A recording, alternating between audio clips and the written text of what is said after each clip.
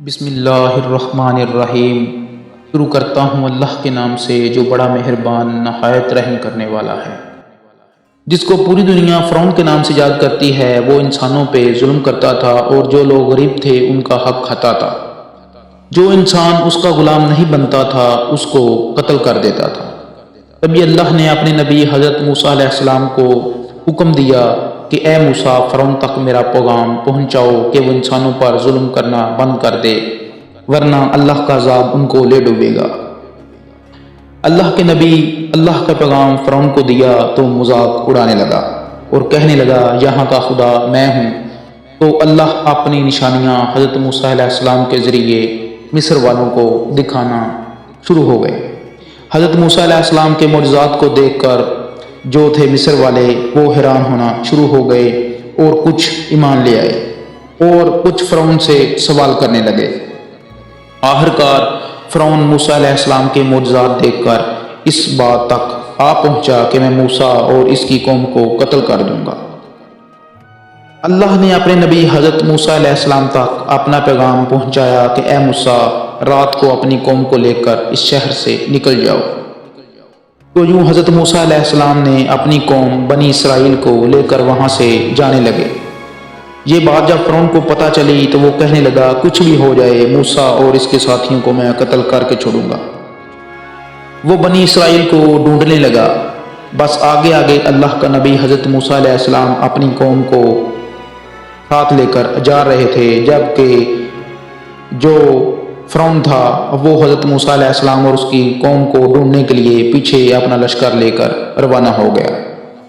بلاخر بنی اسرائیل کا لشکر دریا تک پہنچا اور فرعون نے پیچھا کرتے کرتے ان کو دیکھ لیا۔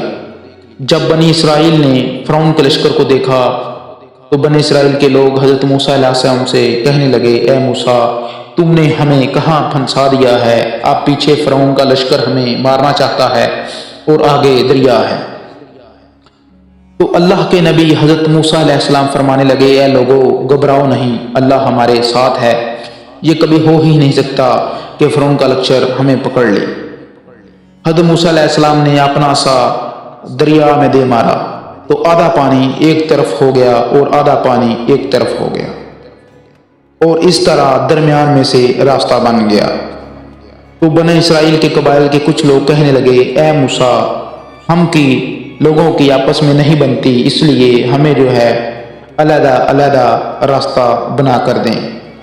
تبھی حضرت موسیٰ علیہ السلام نے دوبارہ اپنا عصا مارا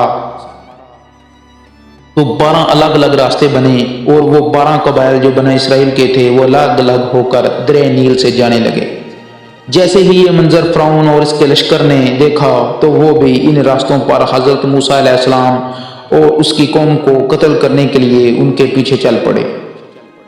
جیسے ہی موسیٰ علیہ السلام دریا کے اس طرف اپنی قوم کے ساتھ پہنچے اور دریا کے بیچ ہی فرعون اور اس کا لشکر موجود تھا۔ اللہ نے پانی کو پھر سے حکم دیا اب ویسے ہو جاؤ جیسے پہلے تھا۔ تو فرعون اور اس کا لشکر ڈوب کر مرنے لگا۔ یہ پورا منظر حضرت موسیٰ علیہ السلام اور اس بنی اسرائیل والے دیکھ رہے تھے اور اس کی قوم نے اللہ تعالیٰ کا شکر ادا کیا۔ اتنی دیر میں فرعون چیخ کر کہنے لگا اے موسیٰ، میں تیرے اللہ کو تسلیم کرتا ہوں، میں ایمان لاتا ہوں کہ میں موسیٰ تو سچا ہے اور اللہ بڑی قدرت والا ہے۔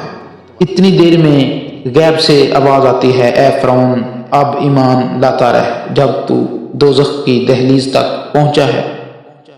اے فرعون، ہم تیرے تکبر اور تیری لاش کو آنے والے لوگوں کے لیے نشان عبرت بنائیں گے تاکہ ہر انسان یہ جان لے کہ جب انسان زمین پر ظلم و ستم کرتا ہے اور انسان کو تکبر کرتا ہے تو پھر اللہ پاک انسان کو اس کا تکبر راس نہیں آنے دیتا۔